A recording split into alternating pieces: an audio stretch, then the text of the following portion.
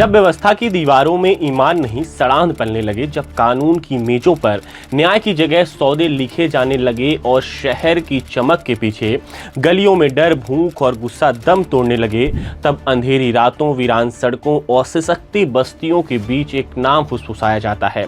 लोग उसे मसीहा या शहंशाह नहीं कहते, कॉकरोच कहते हैं। कॉकरोच का जिक्र इसलिए कि कॉकरोच जनता पार्टी बन गई है। आप सोच रहे होंगे कि किसने बनाई कॉकरोच जनता पार्टी। जिस दिन सीजेआई सूर्यकांत ने कॉकरोच वाली टिप्पणी की, उसी दिन यानी 16 मई को अभिजीत दीपके ने एक्स पर लोगों से कॉकरोच जनता पार्टी में रजिस्टर करने की अपील की। अब आते हैं उन 4 योग्यताओं पर जो आप में हैं, तभी आप कॉकरोच जनता पार्टी में शामिल हो सकते हैं। पहली है बेरोजगारी, दूसरी आलसी होना यानी डले रहो पड़े रहो, तीसरी योग्यता एक लत है, लत ऑनलाइन रहने की है, चौथी है प्रोफेशनली तरीके से भड़ास निकालने की क्षमता।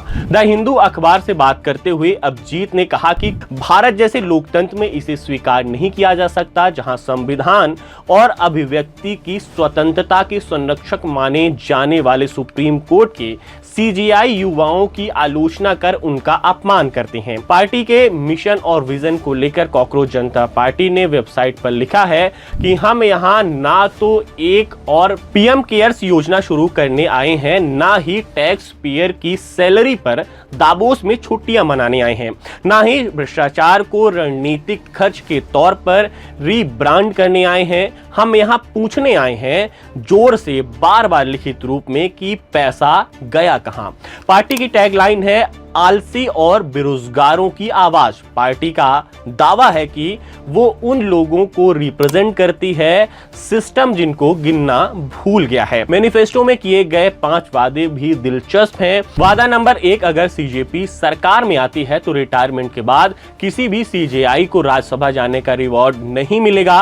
वादा नंबर 2, अगर कोई वैध वोट डिलीट किया जाएगा तो चाहे उस राज्य में सीजेपी की सरकार हो या विपक्ष की, सीईसी को यूपीए के तहत गिरफ्तार किया जाएगा, क्योंकि किसी के वोटिंग का अधिकार छीनना आतंकवाद से कम नहीं है। वादा नंबर 3, महिलाओं के लिए 50% आरक्षण होगा और इसके लिए सांसदों की संख्या भी नहीं बढ़ाई जाएगी। कैबिनेट में भी महिलाओं के लिए 50% आरक्षण होगा।